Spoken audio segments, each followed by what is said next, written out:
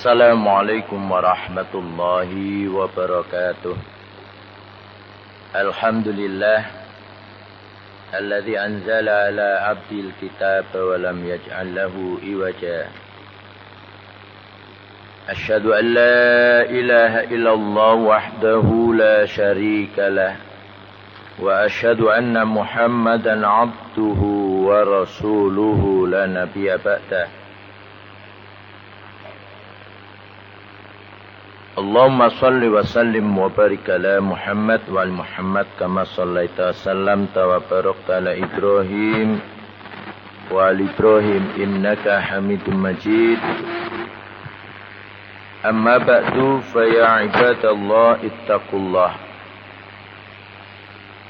Jemaah sekalian yang berbahagia, kajian kita masih surat Al-Mumtahanah. Pagi ini kita mulai ayat nomor 12. A'udzu billahi minasyaitonir rajim. Ya ayyuhan nabi, idza ja'akal mu'minatu yubayyi'naka 'ala alla yusyrikna billahi syai'an wa la yasrikna ولا يزنين ولا يقتلن أولادهن ولا يأتين ببهتان يفترينه بين أيديهن وأرجلهن ولا يأسينك في معروف فبايعهن واستغفر لهن الله إن الله غفور رحيم. Jemaah sekalian yang berbahagia, ayat nomor 12 ini Nabi diseru Allah, Nabi diperintah Allah, ya ayyuhan nabi, wahai Nabi,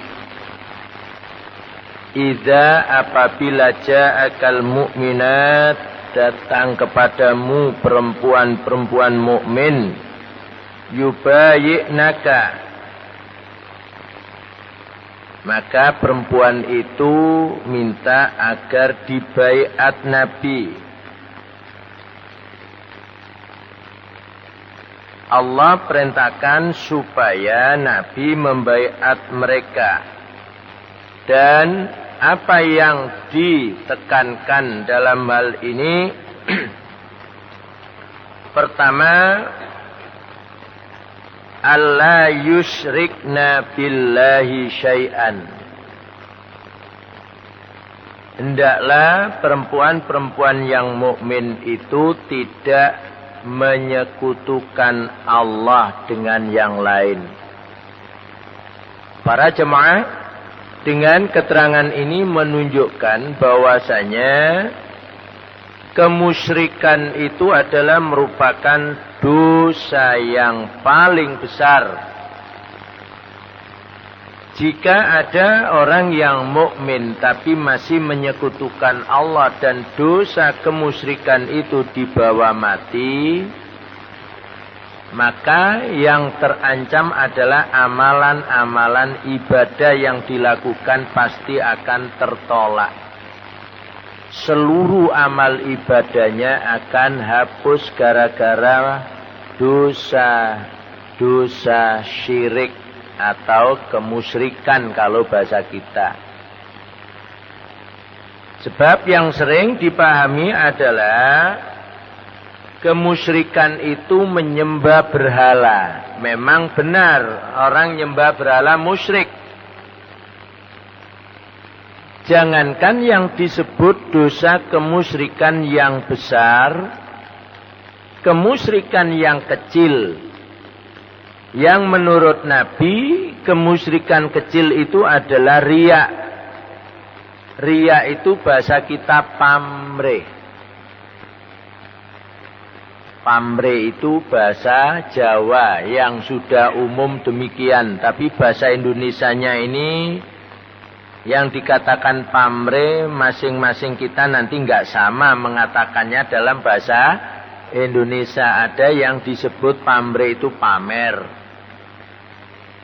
Ada yang mengatakan mengharap yang lain. Nah, tapi kalau bahasa aslinya bahasa agamanya riya. Kalau bahasa Jawa dengan satu perkataan yaitu pamrih, itu termasuk kemusyrikan yang kecil. Bahkan Nabi menyebutkan asghar. Asghar itu paling kecil.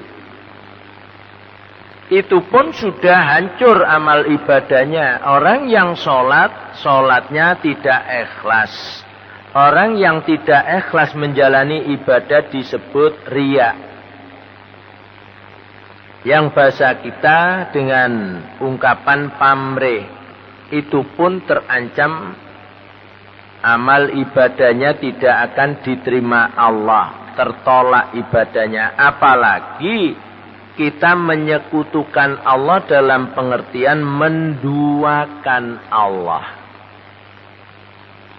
Dengan menduakan Allah itulah manusia yang melakukannya.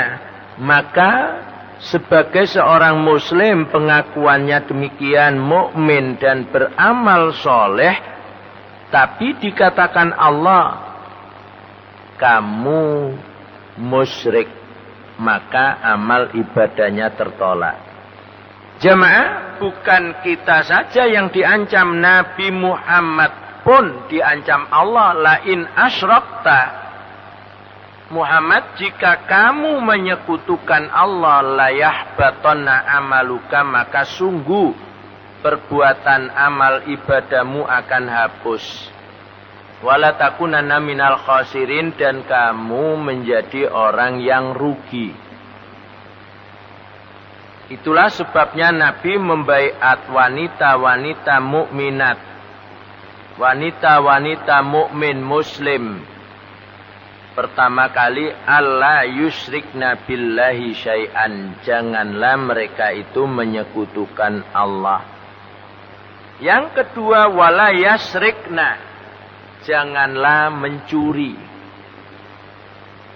Termasuk di dalamnya korupsi, yang sekarang sedang ramai di negeri kita, dibicarakan, diusut siapa yang terlibat.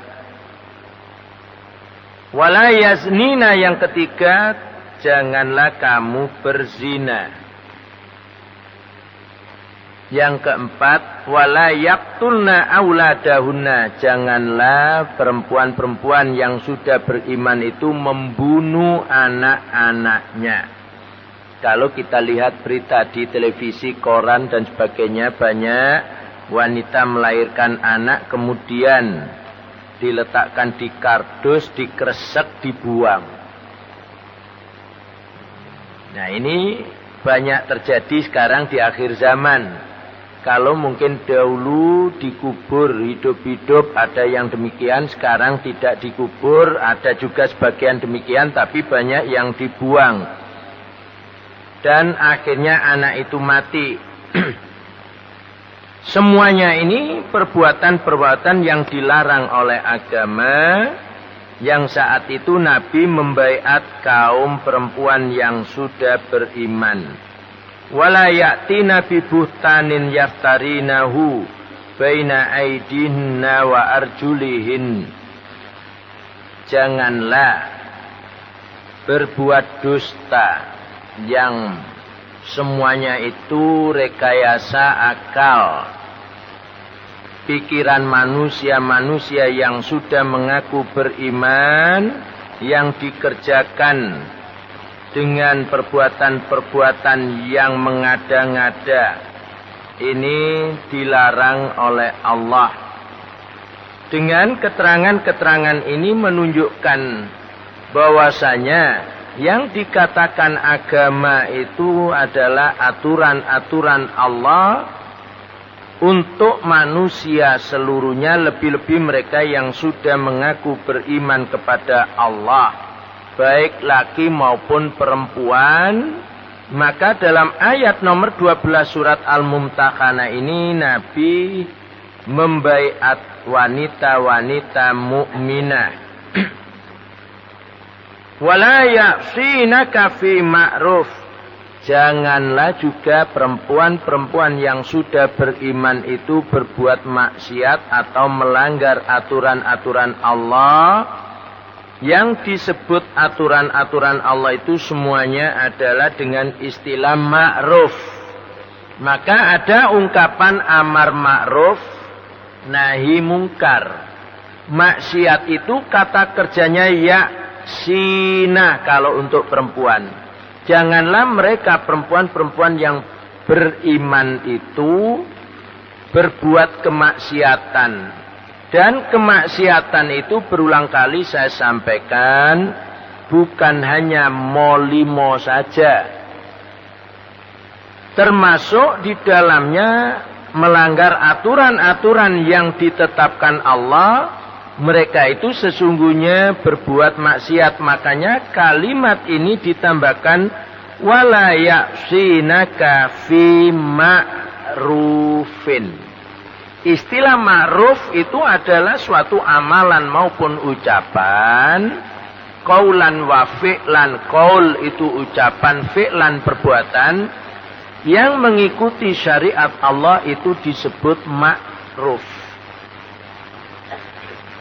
Selain itu disebut mungkar.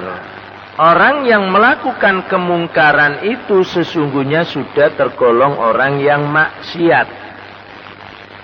Katakan kalau ada orang tidak pernah molimo, bahasa umumnya demikian, tapi kalau tidak melakukan perintah Allah, baik itu yang disebut sholat dan semuanya yang dalam rukun Islam, mereka itu juga sesungguhnya sudah maksiat kepada Allah, melanggar apa yang diperintahkan Allah.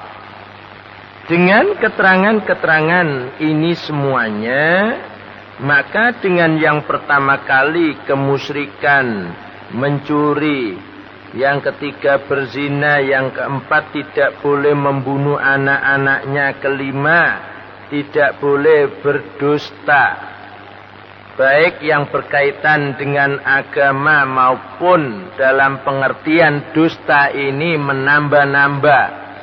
Sebab dikatakan orang itu dusta bukan hanya tidak melakukan agama, tapi ada yang melakukan sesuatu yang tidak ada tuntunan, dianggap tuntunan itu juga termasuk mendustakan Allah. Bukan agama dikatakan agama. Sebab tidak semua kebaikan itu disebut ibadah. Ibadah itu hanyalah yang bersumber dari syariat. Kemudian yang terakhir, yang keenam, wala ya'sinaka fi ma'ruf. Dan janganlah mereka wanita-wanita yang sudah beriman itu berbuat kemaksiatan. Dalam pengertian maksiat yang secara luas, tidak hanya molimo, meskipun mereka orang yang beriman tidak pernah molimo, tapi kalau tidak pernah menjalani perintah Allah, mereka itu juga tergolong orang yang berbuat kemaksiatan. Dengan demikian apa yang dikatakan dan yang dibaiatkan Nabi kepada mereka haruslah dijalani. Fabayi'hunna wastaghfir lahunnallah. Dan Nabi diperintahkan Allah untuk memohonkan ampun untuk mereka. Wastaghfir, mohonkanlah ampunan lahunna untuk mereka.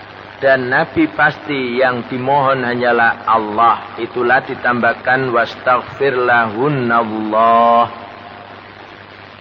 Jadi kalau ada orang yang semasa dengan Nabi, dan kalau mati tidak masuk surga, alangkah ruginya mereka itu.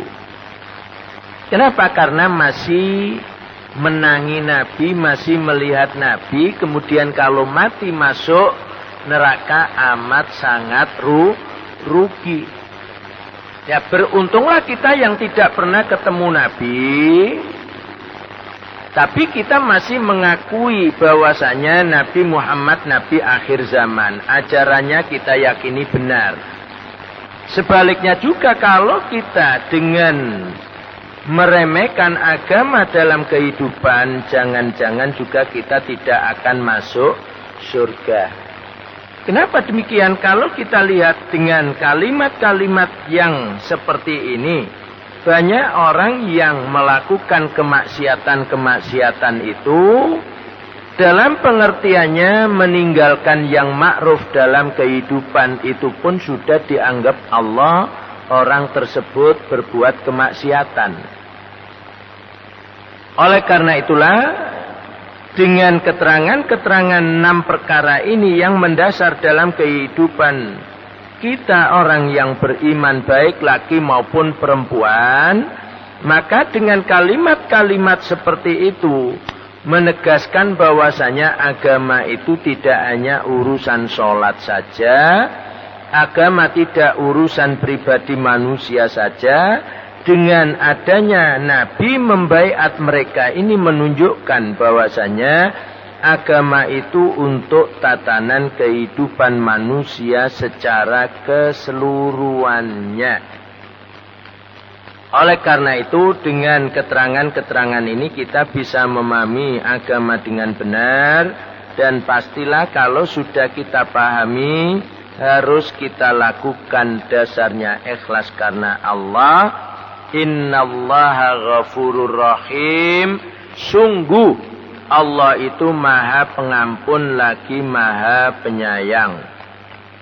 Kemudian ayat nomor 13.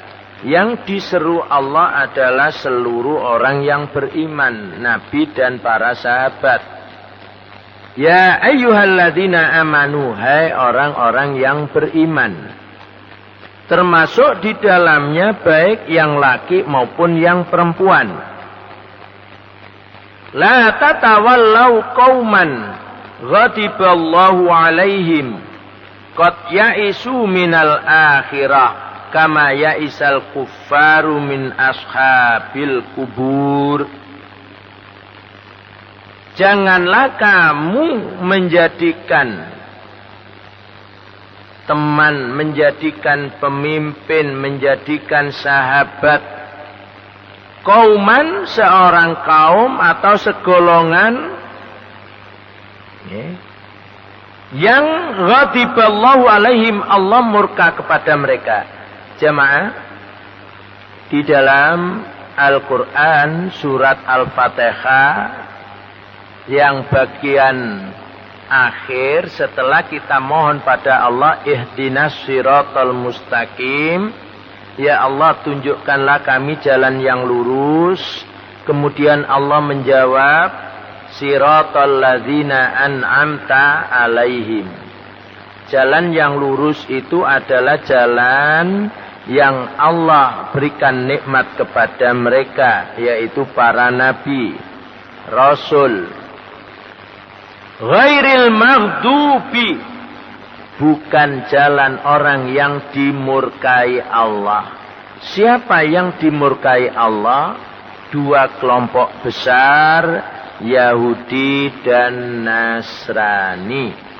Maka janganlah kamu menjadikan mereka yang dimurkai Allah itu sebagai pemimpin, sebagai teman karib, sebagai sahabat dekat yang kamu berhubungan dengan hubungan yang betul-betul tanda kasih sayang.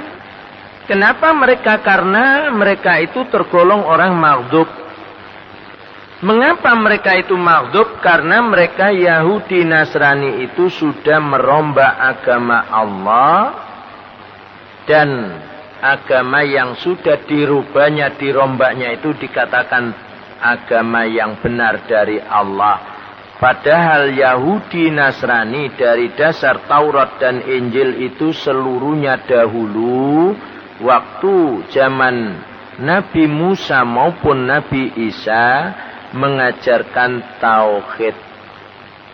Setelah Nabi Musa dan Nabi Isa, maka mereka, tokoh-tokoh mereka yang mengikuti dua agama ini merubah tatanan kehidupan beragama.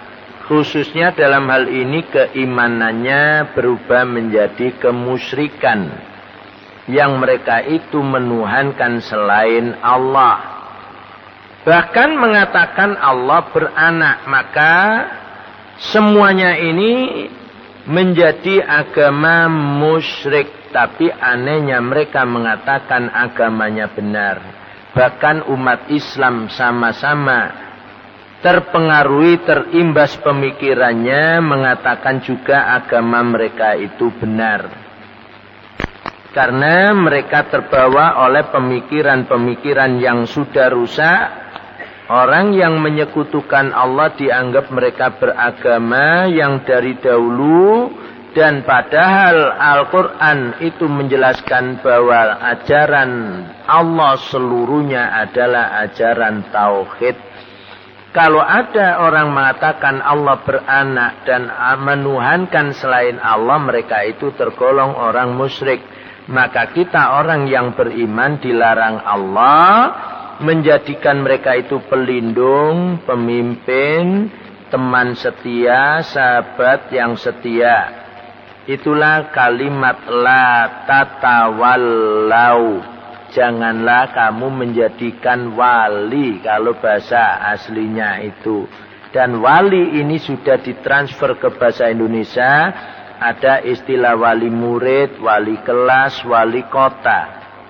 Yang menguasai kota disebut wali kota. Yang menguasai murid disebut wali murid. Maka dengan kalimat wali inilah Allah melarang kita umat yang beriman dan berlandaskan Al-Quran untuk menjadikan mereka itu sebagai wali. Kenapa demikian? Karena mereka itu tidak lagi tergolong orang yang tauhid. Mereka itu tergolong orang yang musyrik. Dan mereka sudah dikatakan Allah ya'isu minal akhirah. Mereka itu sudah berputus asa. Dan mereka tidak mau meyakini bahwasanya ajaran-ajaran yang tauhid itu ajaran yang satu. Karena gengsi saja kepada Nabi yang diutus Allah di akhir zaman. Bukan dari golongan mereka. Sebab mereka mengaku golongan yang paling tinggi kedudukannya. Mereka itu golongan-golongan yang dikasih sayangi Allah. Dan Nabi Muhammad itu dianggap dari keturunan budak. Yang dimaksud budak oleh mereka adalah Ibu Hajar. Sebab Nabi Muhammad masih keturunan Nabi Ismail. Nabi Ismail anak kandung Nabi Ibrahim dari Ibu Hajar. Dan memang Ibu Hajar ini budak sesungguhnya. Karena dahulu masih banyak perbudakan, masih banyak budak-budak. Itulah di akhir zaman Allah turunkan Al-Quran. Akhirnya perbudakan itu diharamkan Allah ila yaumil qiyamah. Makanya setiap kita melihat hukuman Allah, orang yang melanggar, melakukan pelanggaran di dalam agama, menyalahi aturan Allah, biasanya hukumannya diantaranya membebaskan budak. Kalau tidak mampu ya diturunkan. Itulah kasus yang pernah terjadi pada zaman Nabi. Ada suami istri kumpul di siang hari. Dihukum Nabi menyatakan seluruhnya tidak mampu karena dirinya sudah miskin dan tidak mampu fisiknya. Nah seperti ini tidak boleh kita meniru. Wong zaman Nabi aja masih bisa dibebaskan hukuman itu. Mosok kita sekarang tidak boleh. Masalahnya bukan kok masalah hukum dibebaskan Nabi. Karena kita sudah mengetahui aturan-aturan seperti itu jangan sampai dilanggar. Oleh karena itu dengan keterangan-keterangan seperti itu semuanya ini menunjukkan bahwa Islam tidak hanya mengatur sholat dan rukun Islam yang 5. Tatanan kehidupan yang paling kecil adalah suami istri itu diatur oleh agama. Inilah menunjukkan agama juga mengatur kemanusiaan. Bagaimana manusia itu hubungannya satu dengan yang lain. Baik sesama muslim maupun orang muslim dengan orang kafir sudah diatur oleh Allah. Maka dengan keterangan-keterangan ini kita harus mengikutinya. Jangan sampai kita ini diancam oleh Allah orang yang sudah putus asa. Kama ya'isal kuffaru min ashabil kubur. Seperti orang-orang kafir yang sudah berputus asa. Karena mereka itu semuanya diterangkan Allah kalau mati tidak akan mendapatkan nikmat Allah, justru mereka disiksa. Dan mereka orang kafir itu tidak percaya adanya siksa kubur maupun siksa akhirat.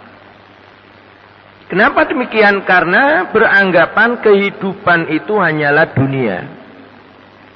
Kalau kita bahagia di dunia berarti kita mendapatkan nikmat Allah. Kalau kita menderita di dunia berarti kita ini disiksa Allah. Dan orang yang mati tidak akan dibangkitkan kembali. Mereka tidak mengakui adanya siksa kubur, bahkan siksa akhirat pun mereka tidak percaya. Cuman kalau kita lihat agama-agama sekarang ini semuanya mempercayai adanya siksa kubur, bahkan juga percaya adanya siksa neraka. Baik mereka yang disebut orang Yahudi, Nasrani, Hindu, Buddha, Konghucu, mereka semuanya percaya adanya siksa dan nikmat di akhirat nanti. Tetapi apa yang dilakukan tidak pernah mengikuti Allah dan Rasul. Itulah yang ditekankan oleh Allah yang tadi kita dengar imam membacanya. Ya ayyuhalladzina amanu atiullaha wa rasulah. Taatilah Allah dan Rasulnya. Kalau di dalam surat Ali Imran ayat 132 ditambahkan lagi la'allakum turhamun, agar kamu dirahmati Allah. Inilah menunjukkan bahwa agama selain Islam tidak akan dirahmati Allah di akhir zaman ini. Karena apa? Selain Islam itu bukan agama tauhid, selain Islam itu adalah agama musyrik. Agama tauhid hanyalah agama Islam, dan orang Islam tidak boleh terpengaruh meyakini bahwa semua agama yang dipeluk oleh manusia, yang diikuti manusia, yang dilakukan manusia itu sama dengan Islam. Kedudukannya tidak ada bedanya Islam dengan yang lain. Hati-hati. Itu bagian dari kemusyrikan. Sebab orang yang mendudukkan agama Allah sama dengan agama manusia juga musyrik. Orang yang menyamakan ajaran Allah dengan ajaran manusia juga musyrik. Karena agama Allah agama yang hak, selain agama Allah adalah agama batil. Antara yang hak dengan yang batil tidak akan sama. Maka tadi juga kita dengar waktu imam membaca, in tattaqullaha yaj'al lakum furqanan. Jika kamu bertakwa kepada Allah, pastilah Allah menjadikan kamu itu mengetahui pembeda antara yang hak dengan yang batil. Itulah yang disebut Al-Quran itu juga Al-Furqan. Furqan itu artinya pembeda. Pembeda yang bagaimana antara yang hak dengan yang batil, antara tauhid dengan yang musyrik, antara yang halal dengan yang haram. Semuanya ini diterangkan Allah di dalam Al-Quran secara garis besarnya ya, dan ditambahkan Nabi menerangkan di dalam hadis-hadisnya. Itulah mereka manusia yang tidak mengikuti Nabi tidak akan dimasukkan Allah surga. dan mereka semuanya akan masuk neraka. Biarpun mereka sudah mengaku beragama.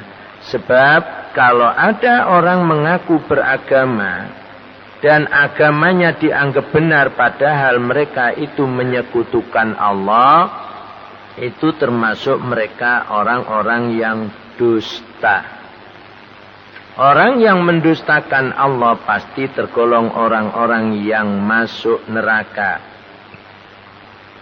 Wailu yauma idzil lil mukadzibin. Wail umumnya dipahami nerakalah. Yauma idzin pada hari itu nanti lil mukadzibin bagi orang yang mendustakan Allah. Agama yang batil dianggap agama yang hak. Agama yang hak disamakan dengan agama yang batil. Islam agama tauhid, Islam agama yang hak, yang diturunkan Allah di akhir zaman untuk seluruh manusia. Dan yang ditugasi Allah menerangkan agama tauhid Islam itu adalah Nabi yang dipilih Allah adalah Nabi Muhammad sallallahu alaihi wasallam. Dan siapapun yang mengingkari Nabi, siapa yang mengingkari Al-Quran dan Islam, mereka itulah yang disebut orang-orang kafir. Tapi mereka yang sudah mengakui mengikuti Nabi Islam, kemudian tidak pernah menjalani perintah agama, mereka disebut orang fasik. Mengakui agama Islam, melakukan perintah Islam, bahkan sampai menghafalkan Quran, tapi semuanya itu dilakukan hanya lahirianya saja, berpura-pura saja, mereka itu yang disebut munafik. Kemudian mengaku Islam, menjalani perintah Islam, sholat tekun, haji tiap tahun, tapi masih membarengi minta kepada selain Allah. Baik itu urusan rezeki dan lain sebagainya, mereka itu tetap dianggap Allah orang yang musyrik.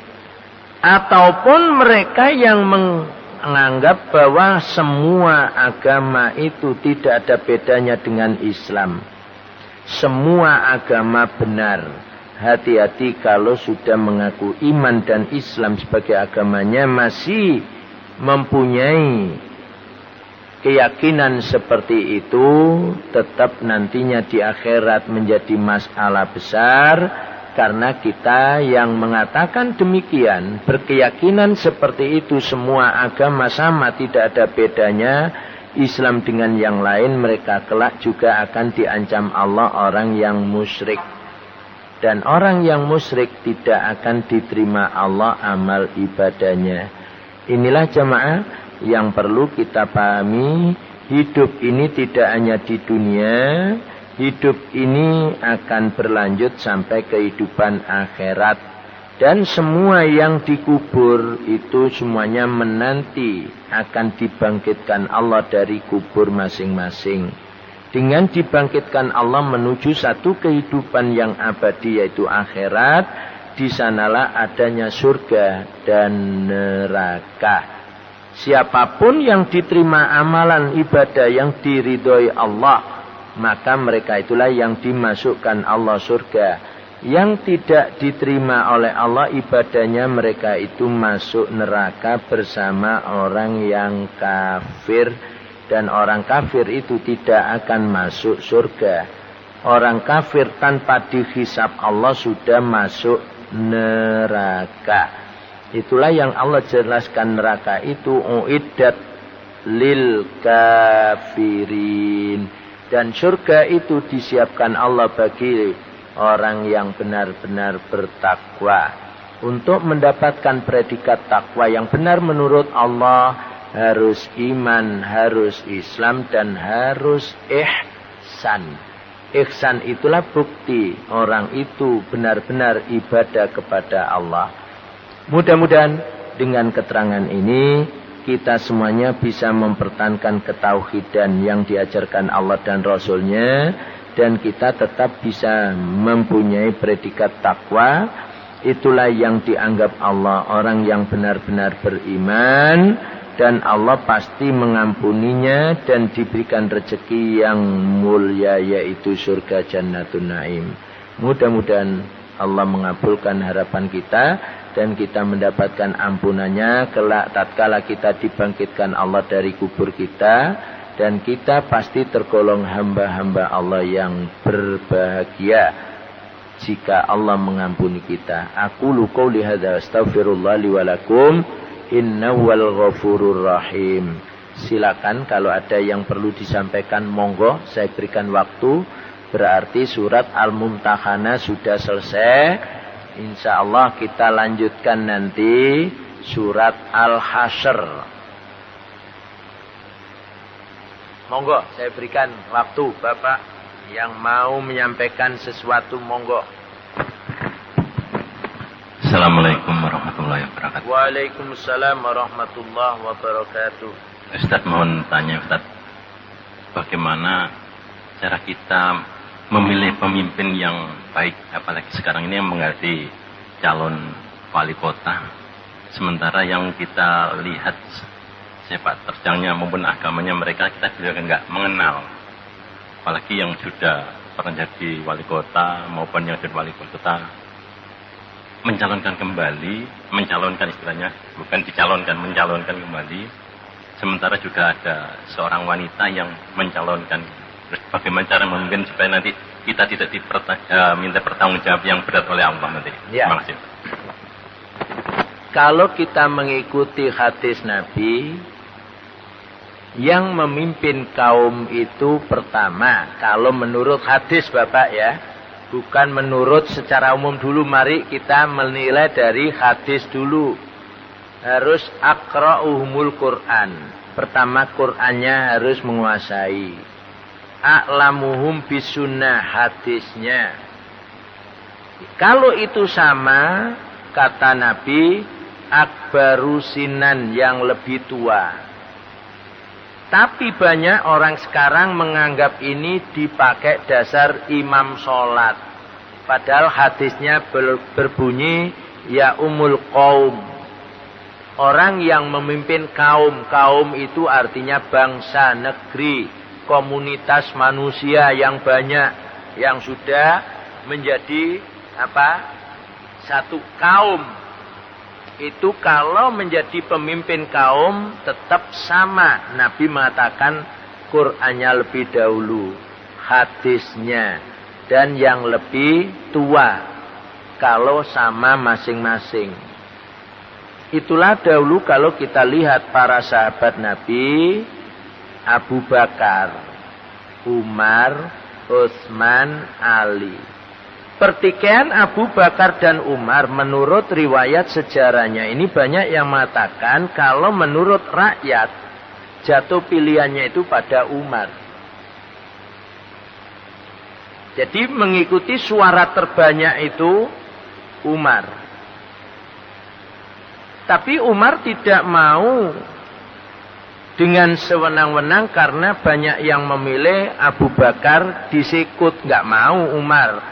Mungkin kalau Umar sekarang ini seperti itu, tapi kalau Umar bin Khattab tidak demikian. Karena apa? Umar bin Khattab melihat hadis Nabi. Qurannya sama, Abu Bakar dan Umar. Hadisnya sama. Hijrahnya sama. Kalau waktu itu bukan dipakai yang tertua. Mungkin seandainya umurnya sama antara Umar dan Abu Bakar, tapi dinilai awwalu dukhulil Islam, yang pertama kali masuk Islam. Karena orang yang pertama kali masuk Islam dalam sejarah laki-laki itu adalah Abu Bakar. Inilah Umar yang tidak mau main sikut kanan, sikut kiri. Akhirnya Umar memberikan itu semuanya kepada Abu Bakar berdasarkan keterangan dari Nabi, dan Umar menyampaikan pada orang muslim saat itu atau warga saat itu. Akhirnya semuanya sependapat dengan Umar karena berdasarkan Quran dan hadisnya sama. Dan pertama kali masuk Islam adalah Abu Bakar. Itu tidak bisa diingkari siapapun, sejarah mencatat.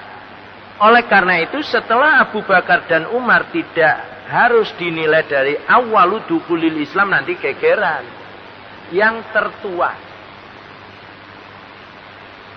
Tapi catatannya Qur'annya sama, hadisnya sama, baru dipilih yang tertua.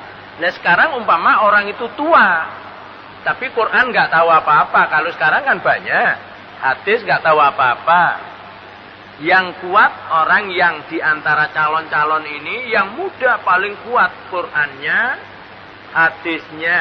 Maka harus dipilih ini, dua ini. Tapi kalau Quran sama, hadis sama, usialah yang menentukan.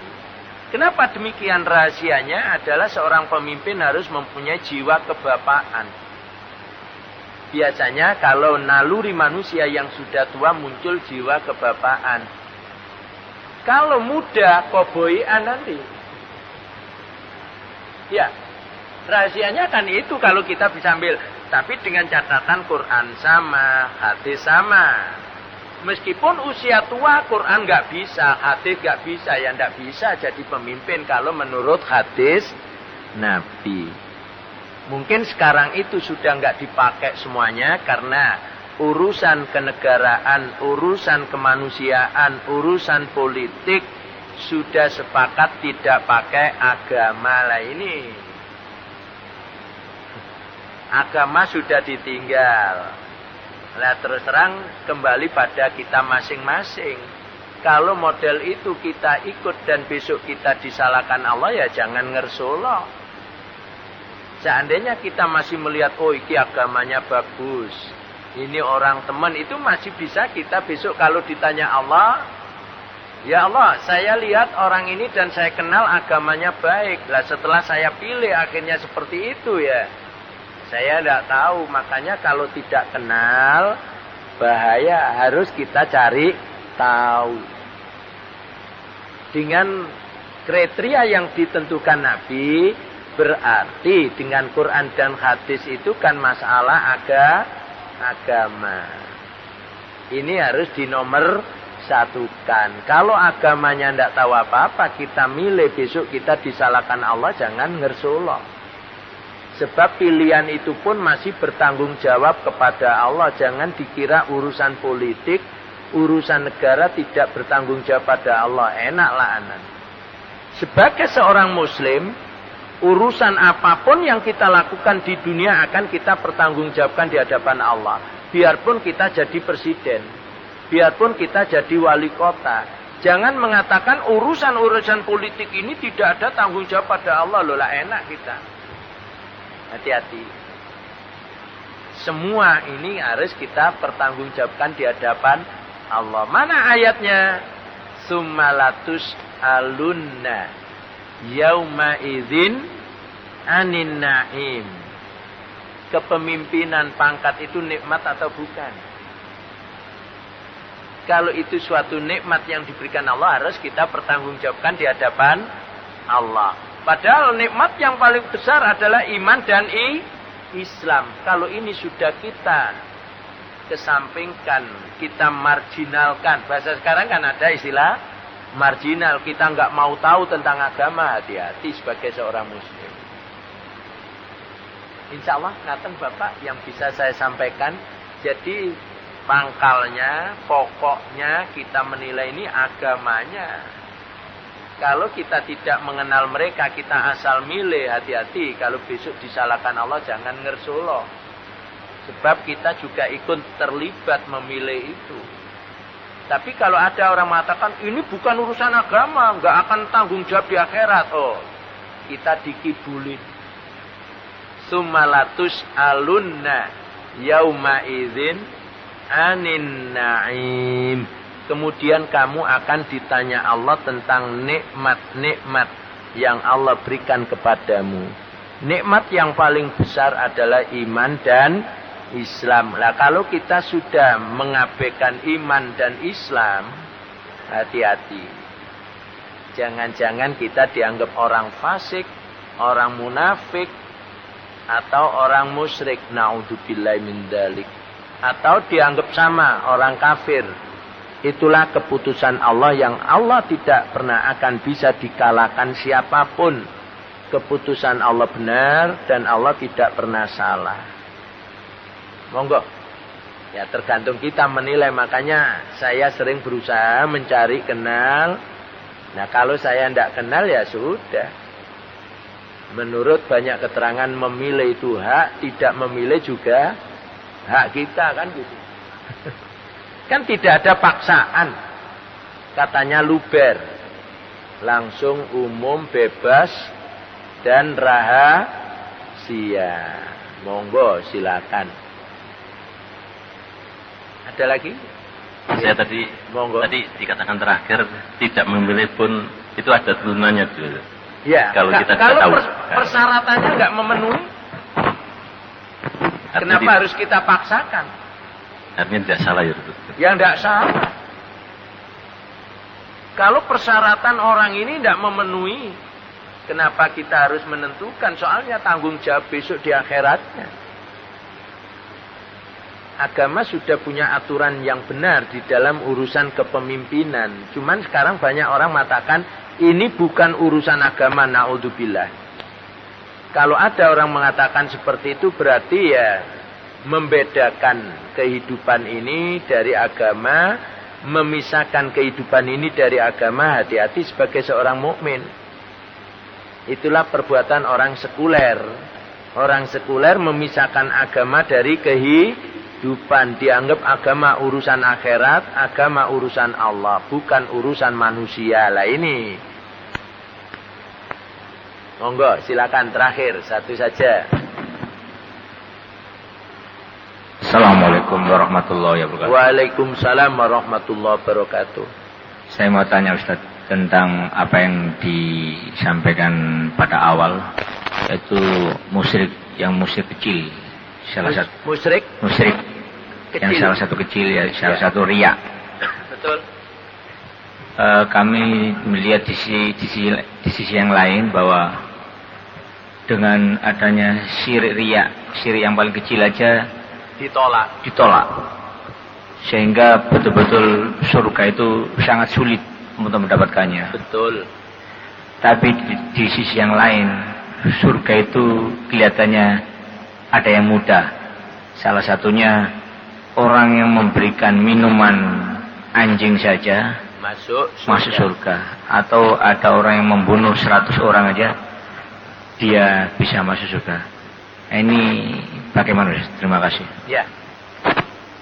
Orang yang membunuh sampai 100 itu bukan syariat Nabi Muhammad, Bapak. Itu cerita orang dahulu, syariat sebelum Nabi Muhammad. Oleh karena itu dengan kisah-kisah seperti itu sesungguhnya ya memudahkan kita untuk masuk surga. Apa yang terjadi? Pada akhirnya orang itu bertaubat. Lah disinilah kuncinya. Kalau ada orang memprogram yang sekarang ini syariat Nabi Muhammad, hati-hati. Tobat itu tidak bisa diprogram, Bapak. Seperti perkataan banyak orang, sik nom ka apa-apa. Semua lakukan besok saja kalau sudah tua tobat. Padahal kita nggak tahu kapan mati kita. Banyak mati muda banyak. Orang yang belum tobat mati banyak. Inilah sesungguhnya harus kita pahami kisah-kisah seperti itu. Kemudian orang yang memberikan minum anjing saja masuk surga. Dan juga ada kisahnya orang yang menyiksa kucing juga masuk neraka. Ini menunjukkan bahwasanya agama itu tidak hanya mengatur rukun Islam yang 5. Mengatur hubungan kita sesama manusia maupun kita dengan lingkungan. Sampai binatang pun kita juga harus berbuat baik. Inilah yang diatur oleh Allah. Semuanya itu didasari dengan keikhlasan, Bapak. Orang yang memberi minum anjing tadi juga orang yang ikhlas. Itulah sebabnya Allah menerangkan apa yang pernah dijanjikan iblis. Iblis pernah berkata kepada Allah, qala fa bi izzatika la uwiyannahum ajma'in illa ibadaka minhumul mukhlasin. Ya Allah, dengan keperkasaanmu ya Allah, dengan kemuliaanmu ya Allah, aku sesatkan seluruh anak cucu Adam, kecuali hamba-hambamu yang ikhlas. Kunci ibadah itu ikhlas. Siapa yang bisa ikhlas? Orang yang bisa ikhlas adalah orang yang tauhid. Makanya Bapak di dalam surat Al-Ikhlas, tidak satupun dari kata satu, ayat 1 sampai terakhir ada yang berbunyi ikhlas. Ayat 1 sampai ayat terakhir semuanya menerangkan masalah ketauhidan. Semuanya disandarkan kepada Allah. Surat itu disebut surat Al-Ikhlas. Jadi kalau kita hidup ini ikhlas, maka kita harus menggantungkan diri kita kepada Allah. Inilah yang seringkali dipahami keliru, Ustadz. Kalau kita hidup ini menggantungkan diri pada Allah kan tidak bekerja. Loh, keliru kalimat itu. Kita tidak akan berumah tangga. Kita harus di masjid terus, keliru. Kita menggantungkan diri kepada Allah. Pengertiannya yang kita lakukan itu harus mengikuti perintah Allah.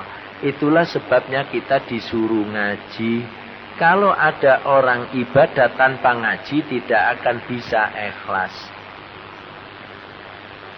Ibadah tanpa didasari ilmu tidak akan bisa ikhlas. Oleh karena itulah ilmu di sini yang dimaksud adalah yang berkaitan dengan apa yang diperintahkan Allah, yaitu bahasa umumnya ilmu agama. Yang dipengertiannya bukan kok terus ilmu bahasa Arabnya. Kalau itu tidak fardu ain. Kita belajar bahasa Arab untuk memahami agama itu fardu kifayah. Tafsir itu fardu kifayah. Nahwu shorof itu fardu kifayah. Yang berkaitan dengan sesungguhnya iman itu apa, Islam itu apa, itulah yang fardu ain. Setiap muslim harus memahami. Sebab sekarang ini banyak orang berkata Islam untuk urusan orang Islam. Agama untuk urusan pribadi kepada Allah. Lah ini keliru. Islam itu diturunkan Allah untuk seluruh manusia. Siapa yang mengikutinya disebut muslim, yang tidak mengikutinya disebut kafir. Dan ibadah itu tidak khusus pribadi kita kepada Allah. Ibadah itu ada yang hablum minan nas. Dengan lingkungan kita.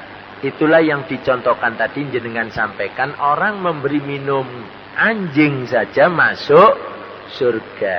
Bukan semata-mata minum anjing diberi masuk surga. Apa artinya orang memberi minum anjing kalau tidak sholat? Sholatnya tetap Bapak tidak boleh ditinggal. Semuanya didasari ikhlas. Itu pertanda bahwa agama itu tidak mengatur urusan sholat saja. Agama mengatur tatanan kehidupan bagaimana manusia kepada Allah, bagaimana manusia sesama manusia, dan manusia dengan lingkungannya, termasuk di dalamnya binatang, tumbuh-tumbuhan, dan sebagainya. Dan orang yang membunuh orang 100 itu bukan masa Nabi. Masa sebelum Nabi. Justru syariat agama Islam, kalau ada manusia membunuh manusia dihukumi membunuh manusia seluruh dunia.